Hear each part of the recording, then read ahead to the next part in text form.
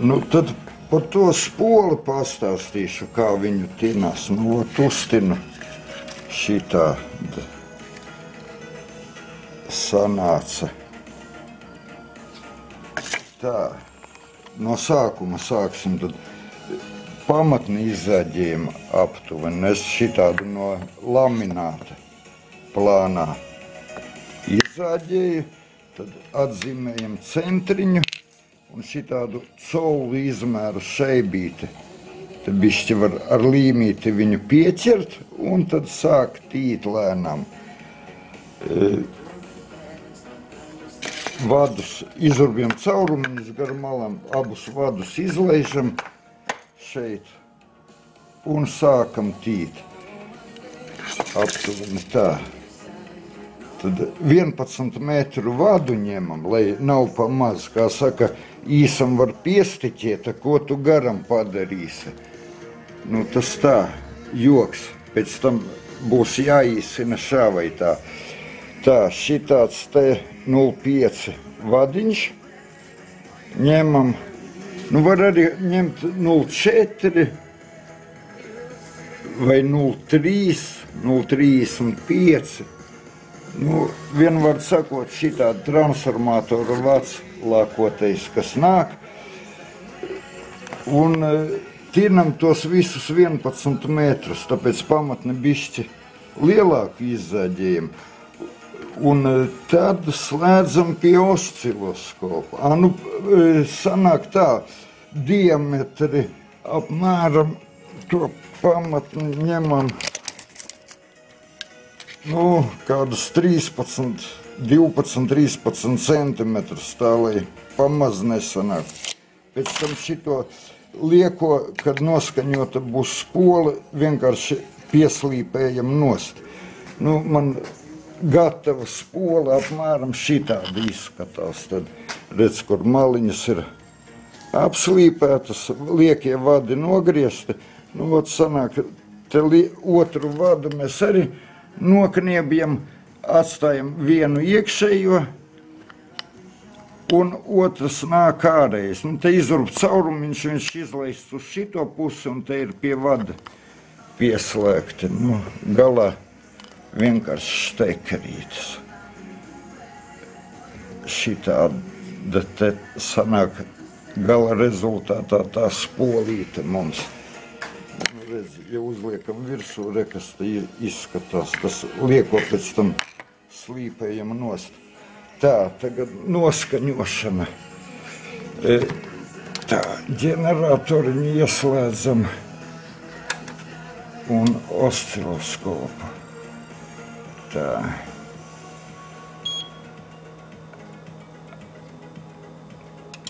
Tā, aizgāja. Tā, tagad slēdzam mūsu uzstīto spoli klāt. Tā, pēc šitādas schēmas.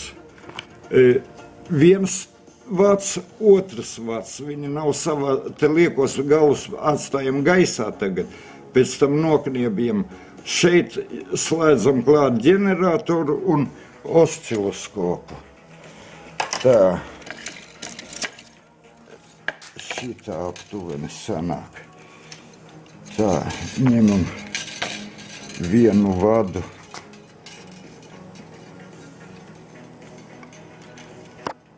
Slēdzam klāt ģeneratoriņu.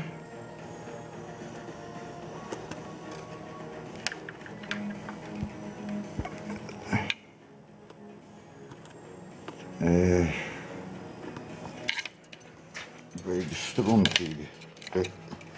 Tā, pie viena vada ģeneratoriņš. Pie otra vada. Un tepat osciloskopu arī klāt. Tā, ir. Uz metāla neliekam. Metāls baigi ietekmē tikai uz koka pamatnes. Tā. Nu, vat, kas mums te sanāk. 368 kHz un šitāds sīnus milzīgs. Tā. Tagad, nu, te varam strāvu bišķi mazāku likt. Izējā, tā, uzregulē. Nu, va, šitāds sīnus, un tagad griežam nost frekvenci un skatāmies, kas notiek. Vau samazinās, tuvojamies implozijai. Visi palielināsim signālu. Tā, šitāds te sanāk. Vau, un atkal uz otru pusi nav. Tā, lūk, patreiz spole mums ir uz kontakts šūdīgs osciloskopam. Tā, tātad mums sanāk implozija uz 286,5 kiloherci. Tā, te tā spole. Un tagad lauks, kāds viņa ir, viņa jau faktiski darbojās, redz. Vā. Tā. Lauks jau te sākas. Un aiziet. Tā. Nu, vat šitā, bet mums bišķi, es parasti orientējos uz 300 kiloherci kaut kur. 286 arī dar. 286. Tā. Tagad tīnu pamazām ņemu plēšu nost tos tīnumus augšējos. Tā. Tā, vienu tīnumu nost. Tā, kas mums tagad te sanāks? Nost, tausts nokrita. Tā. Piņķerīga padarīšana. Tā.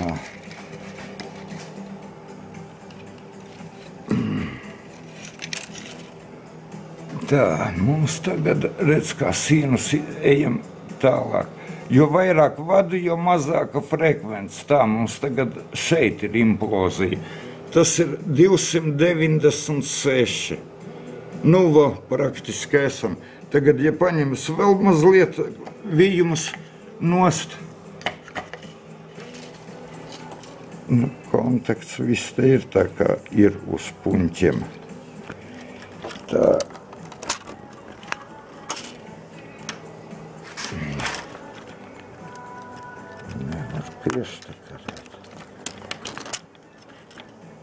Tā, vēl bišķi nost. 297. Tā, vēl mazliet. Tā. Nu, 299. 98. Nu, šitā apmēram var palikt. Tagad vadus var sariktēt, nostiprināt normāli, jo ja vēl vienu vijumu, tad jau būs kaut kādi 305, 307 kiloherci. Vot, tā kā apmēram šitā notikās tā noskaņošana, 297 ļoti labi sanāk. Tā implozija arī ir. Tas lauks ir diezgan pieklājīgs. Cik tā mums varētu būt. Re, kur viņš deg. Apmēram centimetri, 20, 30. Tā.